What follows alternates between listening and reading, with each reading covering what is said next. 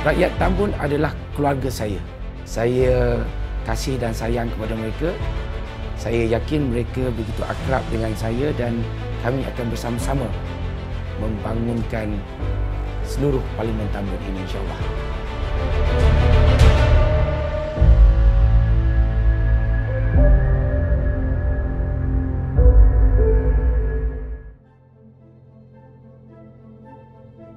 Saya dilahirkan di Hospital Besar Ipoh dan kami sekeluarga tinggal di Kampung Sungai Rokam.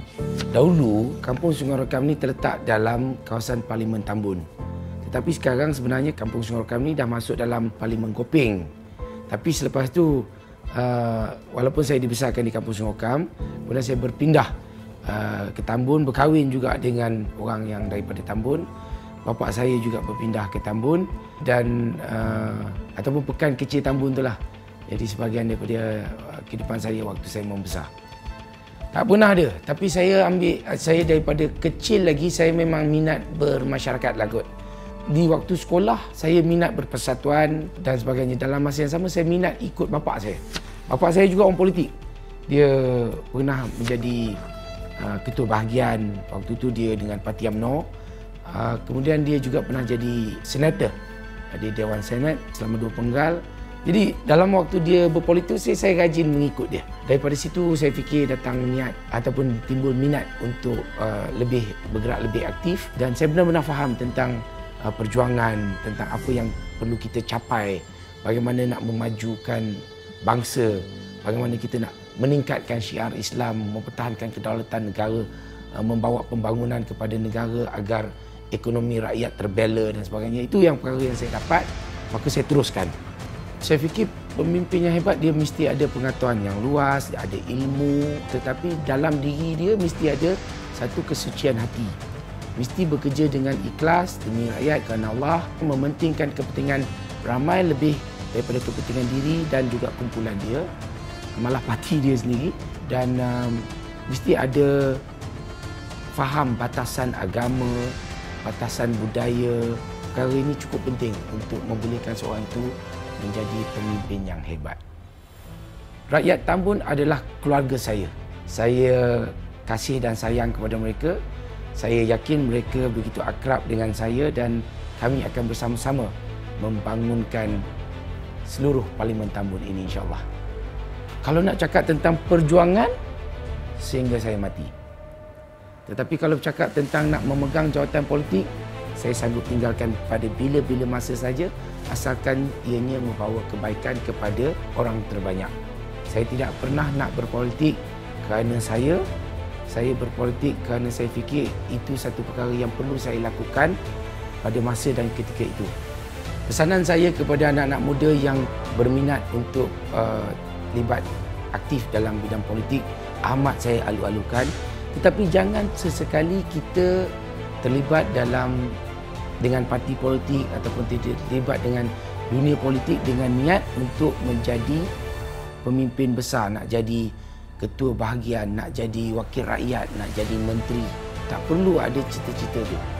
Itu semua dia akan hadir sendiri kalau itu diizinkan Allah. Tapi lebih kepada kita nak bekerjasama dengan niat nak membantu diri kita dan orang ramai. Jangan sampai seseorang itu terlalu gilakan jawatan Perdana Menteri hingga sanggup melupakan menggadaikan prinsip diri dia sendiri, memalukan keluarga dia sendiri yang mungkin satu hari nanti anak cucunya malu nak mengaku mereka adalah datang daripada generasi Sipolan bin Sipolan. Jadi saya harap semua orang ambil iktibar daripada kemelut politik yang ada, daripada perangai dan sikap orang-orang politik yang tidak kita begitu gemari sekarang ni. Jangan jadi mereka, tetapi jadilah mereka yang benar-benar hendak memberi khidmat bakti dengan penuh ikhlas kepada rakyat. Terutama sekali, pentingkan juga untuk meningkatkan syiar Islam, memartabatkan bangsa Melayu dan akhirnya mengekalkan kedaulatan negara kita, nusa bangsa kita yang tercinta, Malaysia.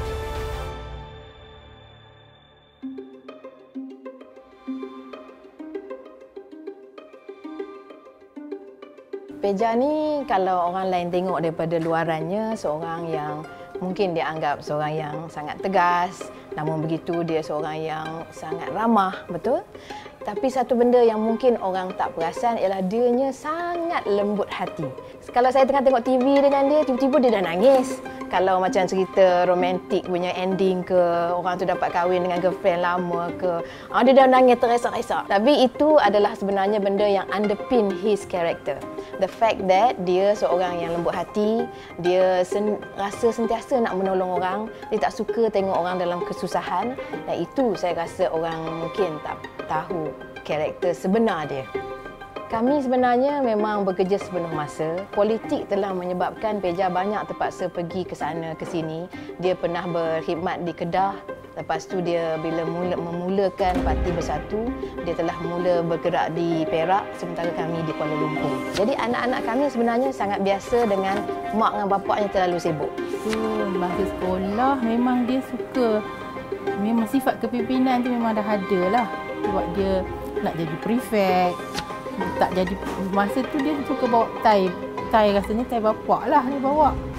Dia suka pakai. Dia darjah 1 tu. Darjah 1 dia dah pakai dah tie bapak pergi ke sekolah. Maknanya dia dah tunjuk dah sifat kepimpinan dia masa dia kecil lagi. Lagi satu dia memang suka membaca. Saya ingat lagi waktu kami kecil-kecil dulu, kami selalu buat homework. Waktu tu dia umur dalam 3-4 tahun, dia akan duduk sebelah arwah bapa, dia akan baca paper. Dia tak tahu baca lagi lah waktu tu, tapi dia akan baca paper tu, dia akan baca ikut bahasa dia lah. Macam dia baca paper tu. Dan benda tu berterusan sampai sekarang ni dia memang suka membaca. Dan dia pun memang bagus lah, dalam penulisan dia memang bagus. Sampai saya ingat sekali arwah bapak lah nak kena bagi speech lah masa tu kan. Lepas tu bapak minta dia tolong buatkan bapak punya speech. Masa tu dia masih sekolah lagi. Peja ni dia selalu ikut arwah bapak. Daripada dulu lagi, waktu dia kecil-kecil lagi dia selalu ikut bapak. Jadi dia memang, pada kami dia memang ikut Perwatakan bapak tu lah banyak pada dia lah. Lagi satu, dia ni suka tolong orang. Jadi dia memang ada perasaan prihatin pada orang. Sampai ada insiden yang dia bagi tu macam mana Kak Yung ya? Dia pergi, itulah dia suka kawan dengan orang kampung. Bukan je kampung sini, keluar pun rumah kawan-kawan sekolah kan. Lepas tu dia balik ada cerita, dia kata kawan tu kesian lah makan nasi, lauknya pakai minyak goreng ikan tu.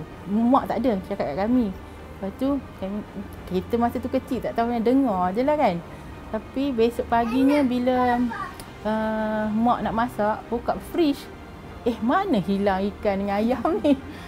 Lepas tu kami kata mana tahu. Lepas tu last dia cerita, dia kata dia bagi kat kawan dia. Dia kata dia kesian kawan tak ada lauk, dia kata. Masa tu masing-masing pun bukanlah senang kan, tapi at least kami adalah makan. Yang mungkin dia teringat tu, dia tolong orang kan. Seronok tapi selalu mengingati dia lah. Kata kalau jadi pemimpin ni kena jaga-jagalah kan. Jangan buat salah. Lepas tu buat kerja tu biar dengan ikhlas. Ingat solat. Itu yang penting kata. Ini satu tanggungjawab yang besar, bukan kecil kata kan. Dia akan bawa dia hingga ke akhirat besok kalau dia salah kata. Selalu ingat dia macam itulah. Sebab mak dulu memang ni pesan jangan buat kerja-kerja salah lah, yang tak baik kan.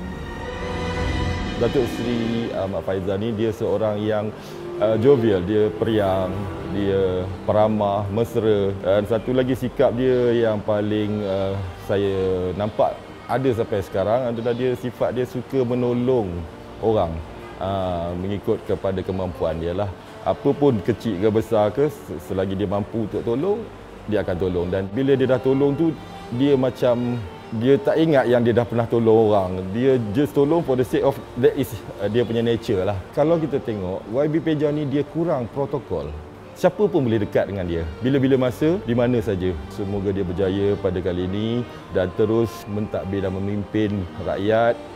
Dan mudah-mudahan karier politik dia akan terus maju. Kami sentiasa doakan untuk dia tentu. Rakyat Tambun adalah keluarga saya. Dan saya sanggup bersusah payah demi rakyat Tambun.